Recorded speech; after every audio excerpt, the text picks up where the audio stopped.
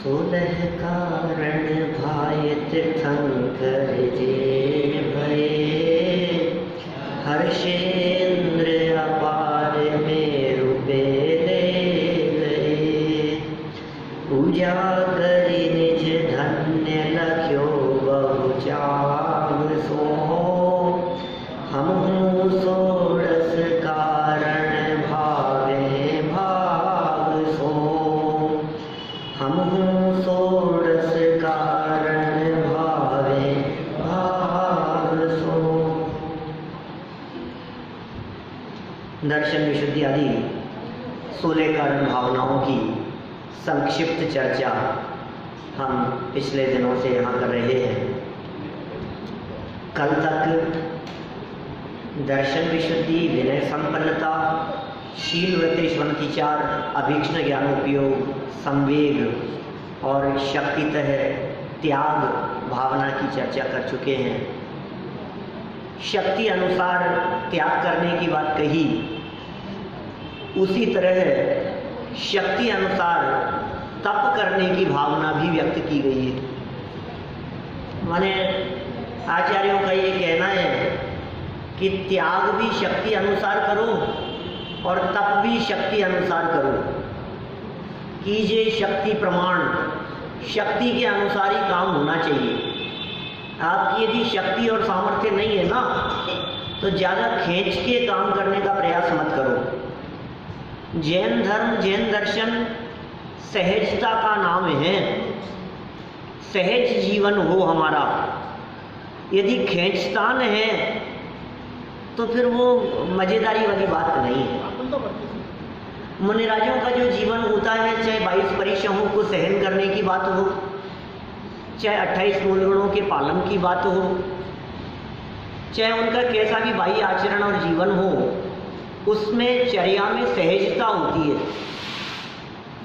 मूल गुणों को याद कर करके वे चर्या का पालन नहीं करते, अपितु सहज जैसा भाव आता है वैसा पालन करते हैं।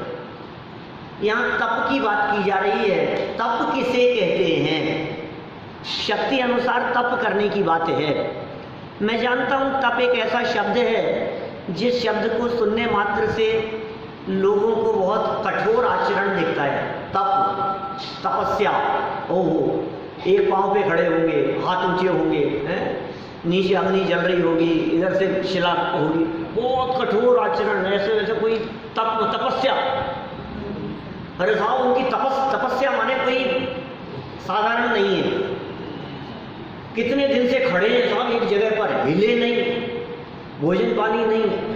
तो माने तप सुनते ही हमारे को बहुत कठोर आचरण दिखाई देता है, जबकि जैन परंपरा में तप कठोर आचरण का नाम नहीं है, सहज आचरण का नाम है। बाह्य क्रिया का नाम तप नहीं है, अंतर में इच्छाएं मिट जाने का नाम तप है। आपने यह उक्ति जरूर सुनी होगी, इच्छा निरोधस तप है। सुनिए, इच्छा निरोधस तप है। इच्छाओं के निरोध का नाम तप है। वीरसेन स्वामी ने धवला में लिखा है। इच्छाओं के रुकने का नाम तप है। और तपसा निर्जराच, ये उमा स्वामी आचार्य ने लिखा। तप से निर्जरा होती है और निर्जरा पूर्वक मोक्ष की प्राप्ति होती है। इसलिए इच्छाएं कैसे रुके, वो असली तप है। जब हम पहले प्रकार के तप की बात करते हैं और अनिशन की बात करते हैं, 12 प्रकार के तप है ना, विस्तार में नहीं जाऊंगा अभी। उन 12 प्रकार के तपों में पहले तप का नाम क्या है? अनशन, फिर उनोदर, वृत्ति परिसंख्यान, रस परित्याग, विविक्त शय्यासन, काय क्लेश, प्रायश्चित, विनय, वैयावृत्ति, स्वाध्याय, व्युत्सर्ग, ध्यान। ये 12 प्रकार के तप है। पहला तप क्या है? भूखे रहना। पहला क्या है? उपवास, माने भूखे रहना। आपको अनशन नाम का तप, जो पहला तप है, वो सुनते ही क्या याद आता है बताओ? भूखे रहना ही याद आता है। भूख हड़ताल, भूखे रहना, यह अनशन है। भोजन छोड़ दिया, अनशन पे बैठ गए, उपवास है आज तो इनका, भोजन नहीं करेंगे। सुनो भाई, इच्छा निरोधक तप है, इच्छाओं के रुकने का नाम तप है। इसका मतलब भोजन की इच्छा नहीं रही, भोजन का विकल्प नहीं है आज हमारे को, उसका नाम अनशन नाम का तप होगा। भोजन नहीं करना ये तो उसका प्रतिफल है। भोजन नहीं करना ये तो जब आपके मन में ही इच्छा नहीं हुई तो भोजन की प्रवृत्ति भी नहीं हुई। भोजन की प्रवृत्ति नहीं होना ये जड़ की क्रिया है, ये देह की क्रिया है, लेकिन भोजन करने का विकल्प नहीं आना, भोजन करने की इच्छा नहीं होना, ये अनशन नाम का तप है। और ये कब होगा? जब बाहरी भोजन का त्याग हो और अंतर में भोजन हो। अंदर में आनंद का रसास्वादन हो तो बाहर में भोजन की परवाह नहीं होती है, फिर बाहर में भोजन का विकल्प नहीं आता है। एक चीज छूटती है तो दूसरी पकड़ी जाती है, एक को पकड़े बिना दूसरी छूटती नहीं है। पढ़ाई छोड़ दी, क्यों? क्योंकि बिजनेस शुरू कर दिया। समझ रहे हो? कोई काम आपने छोड़ा है तो कुछ पकड़ा है आपने। एक काम छोड़ने पर दूसरा पकड़ना होता है। आप 8वीं सीढ़ी पर आ गए, इसका मतलब 7वीं सीढ़ी को क्रॉस कर दिया। एक छूटेगा तो दूसरा होगा। जब हम विद्यार्थियों का विदाई समारोह करते हैं यहाँ महाविद्यालय में, तो हम ये बात कहते हैं, विदाई का अर्थ चले जाना तो सारा जगत समझता है, लेकिन विदाई में आगमन भी छिपा हुआ है। आप यहाँ से जा रहे हैं लेकिन कहीं जा रहे हैं, वहाँ आपके आगमन की तैयारी हो रही है। आप समझ रहे? तो छोड़ना और ग्रहण करना एक ही सिक्के के दो पहलू हैं। तो यदि हमने भोजन छोड़ा तो किया क्या, ये बताओ। अब यदि आपने बाहरी भोजन छोड़कर उपवास, उप माने होता है नजदीक, वास माने होता है रहना, उपवास नजदीक रहना, यदि आपने भोजन छोड़कर धर्म के नजदीक हैं, स्वरूप के नजदीक हैं, आत्मा के नजदीक हैं, अपने स्वभाव के नजदीक हैं, तब तो वो उपवास है। और भोजन छोड़ा और आपने उपवास करके मंदिर में समय ना बिताकर धर्म ध्यान में, शुभ भाव में, स्वरूप के अवलंबन स्वाध्याय आदि में समय न बिताकर आपने यदि अपना समय दुकानदारी में बिताया तो उपवास है या नहीं? उस भोजन के त्याग को उपवास आप भी नहीं कहते हो। सुबह जल्दी में घर से निकल गए बिना भोजन किए हुए, दोपहर में किसी जरूरी मीटिंग में उलझे, अब भोजन नहीं हुआ, सुबह नहीं खाया और दिन में इतनी जरूरी मीटिंग थी कि वो भोजन ध्यान ही नहीं आ रहा था। अब तो भूख लगने लग गई, 3-4 बज गए, 4:30 बज गए। अब तो फटाफट कब मीटिंग खत्म हो और कब घर जाकर के भोजन करें। अब वहां से निकले और जैसे ही निकले तो रोड पर जन्माष्टमी का जुलूस निकल रहा था। क्या अब इधर से घुमाएं, इधर से घुमाएं, इतना ट्रैफिक, इतना जाम, क्या करें? क्या अब घड़ी दिखती जा रही है, अब क्या करें? घड़ी दिख रही है, ट्रैफिक दिख रहा है, बार बार में अब जैसे तैसे करके पहुंच जाएं, जैसे तैसे करके पहुंच जाएं, लेकिन एक लिमिट क्रॉस हो गई समय की और फिर हमारा भोजन का विकल्प रात्रि हो गई। रात्रि भोजन तो करते नहीं है, ये तो बचपन से त्याग है रात्रि भोजन का, तो रात्रि भोजन किया नहीं। बतलाओ, उपवास किया या नहीं किया?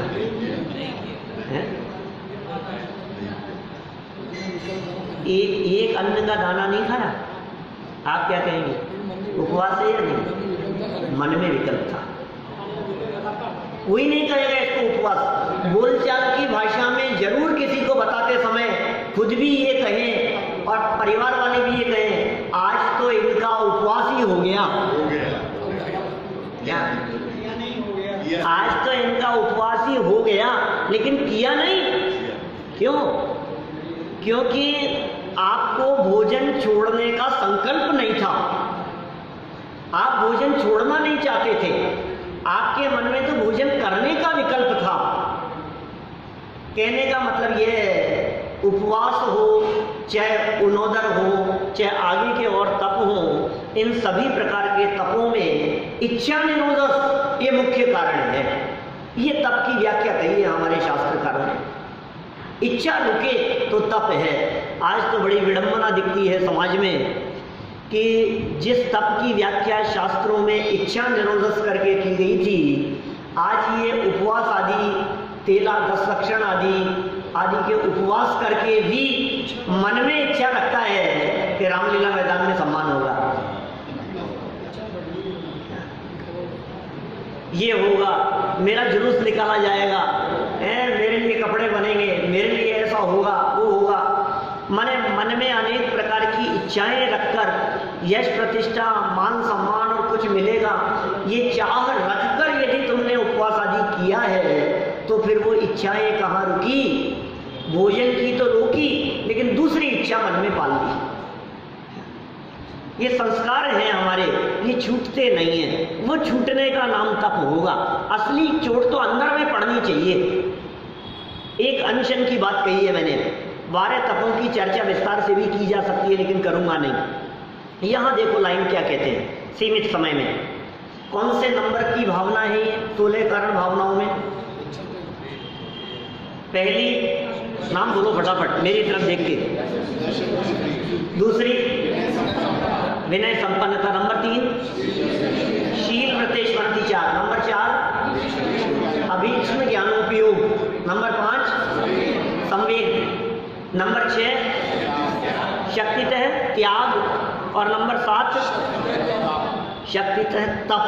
ये 7वीं भावना है शक्ति अनुसार तप की। फटाफट पढ़े, लाइनें पढ़ो देखो जल्दी से। दर्श विशुद्धि धरे जो कोई, ताको आवागमन न होई। विनय महादारे जो प्राणी, शिव वनिता की सखी बखानी। बोलो सब।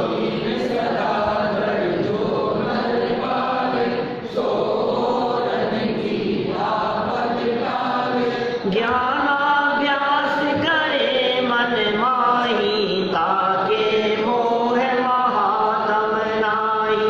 जो संवेद भाव विस्तार, स्वर्ग मुक्ति पद आप निहार। दान दे मन हर्ष विशेष, इह भव यश पर भव सुख देखे। आगे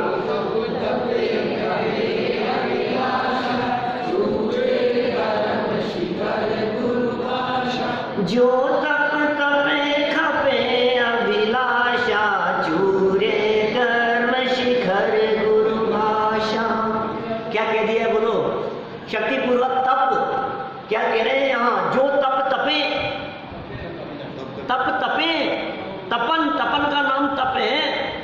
तपता है, कैसे तपता है? स्वरूप विश्रांत है, निस्तरंग चैतन्य प्रतिपनात् तप है। प्रवचन सार की व्याख्या है, आत्म स्वरूप में निस्तरंग होकर स्थिरता होने पर जो चैतन्य का प्रतिपन्न होता है वो तप है। स्वरूप विश्रांत निस्तरंग चैतन्य प्रतिपनात् तप है, वो तप है। इच्छा निरोधक तप है। खपे अभिलाषा, खपे अभिलाषा, अभिलाषा माने इच्छाओं को जो खपा देवे, इच्छाएं नष्ट हो जाए और तप तपे तो क्या होता है? उससे चूरे चूर चूर हो जाते हैं कर्म रूपी पर्वतों के शिखर।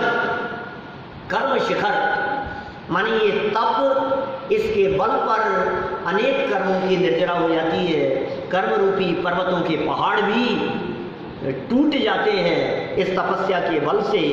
गुरु भाषा, ऐसा गुरुओं के माध्यम से कहा गया है, ऐसा वितरागी संतों के माध्यम से कहा गया है। ऐसा सच्चा तप होना चाहिए, वास्तविक तप हो, प्रदर्शन नहीं हो।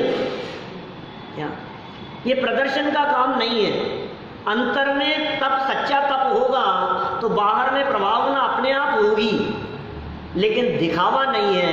अंतरंग में विशुद्धि है, अंतरंग में शुद्धता है, अंदर में स्वभाव का अवलंबन है, इच्छाओं का रुकना है। और कर्म निर्जरा होती है तो अपने आप ही मुक्ति की प्राप्ति भी अल्पकाल में होती है।